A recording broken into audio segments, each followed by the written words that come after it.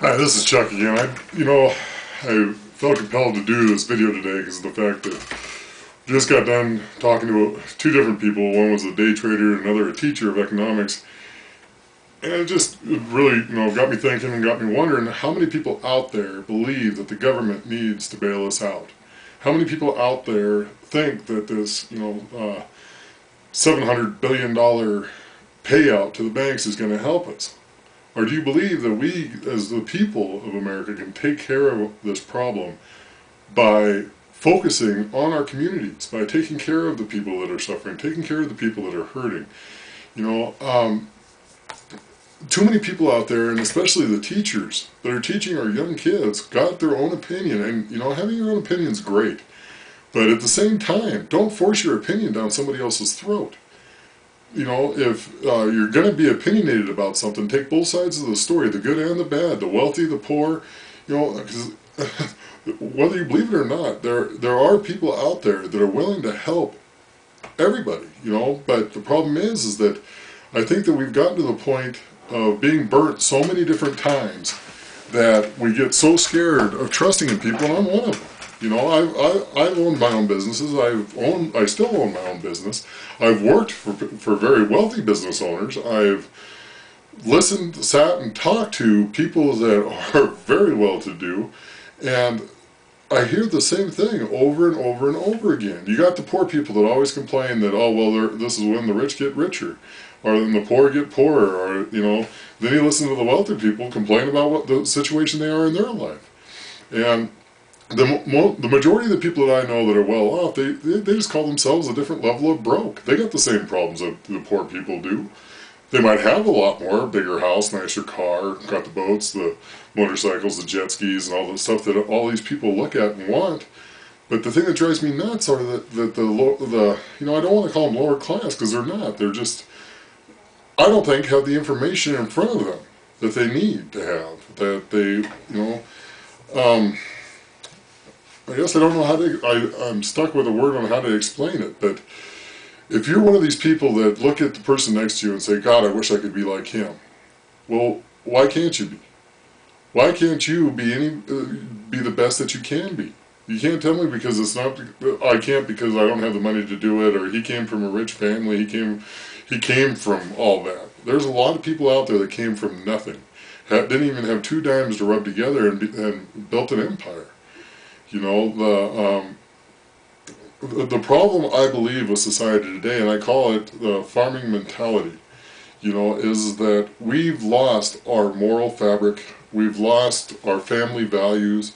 We thrive on the fact of going to school, as soon as we're 18, jumping out of the house, running out, trying to make a name for ourselves, and you fall down, and you scrape your knees, you break your nose, you hurt yourself, but you learn from all that. And if you don't learn from all that, then what are you doing? Because life isn't about the easy road.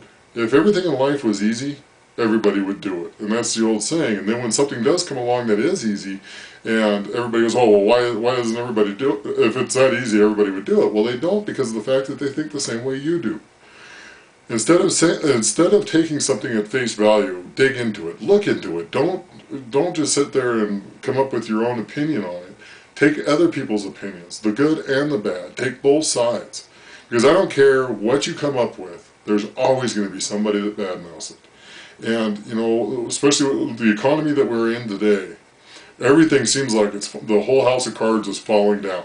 And you got the government running around offering up Band-Aids to put up everywhere. The auto dealers want to be bailed out, the banks want to be bailed out, and I'm getting sick and tired of watching our tax dollars just fly out the window, and nobody cares. Nobody speaks up, especially my generation. I ask all my friends, who are they voting for? Where do you stand with this? Where do you stand with that?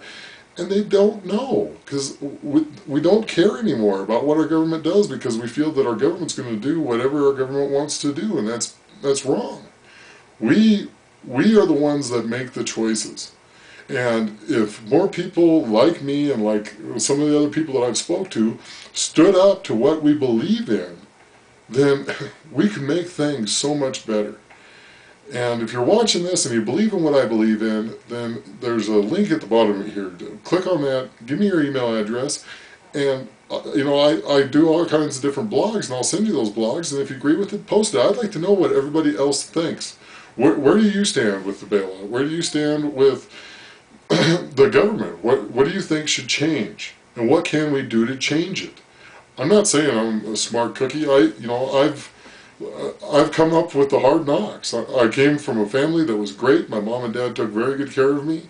I wouldn't say I come from money, but you know, I was raised in a middle class family. We're a little better off than some people are. But you know, the town that I live in lives on socialist welfare. It's a career to them, and it drives me insane. To think that you have to be supported by the government to survive. If that's what you believe in, you need to start reading, you need to start looking. There are so many opportunities out there that nobody should have to live off the government. All you have to do is take the risk of getting out of your comfort zone. And once you do that, you'll be amazed at how fast your life can change. Quit looking at all the negatives in life and start looking at the positive things you have around you. Do you have kids? You got a roof over your head? The power's on. Or if the power's out, you got your family close to you and you're sitting around a candle. You know, I mean, for every negative there is a positive, for every positive there is a negative. But it's your choice in your life on which you want to live in. Do you want to live in the positive or do you want to live in the negative? If you want to join up, get some more information from me, click the link below. See where we go from here. I'm not trying to sell you anything. I'm just trying to find some people that are more like me, that believe that we can change things, that we don't have to take things at face value. I want to make sure that, you know, the people that we're handing our lives over to are going to take care of us. And there are ways to make sure that they do. But I'll get off my box. If you like what I have to say, and I know this is probably a crappy video, I just did it off the spur of the moment. It was just bothering me and I had to get what I had out. I'm probably rambling, whatever. But click the link below. Give me your email address. I'll send you some free information. See what you think about it, and send me an email back. Tell me what you think. Thanks. Bye.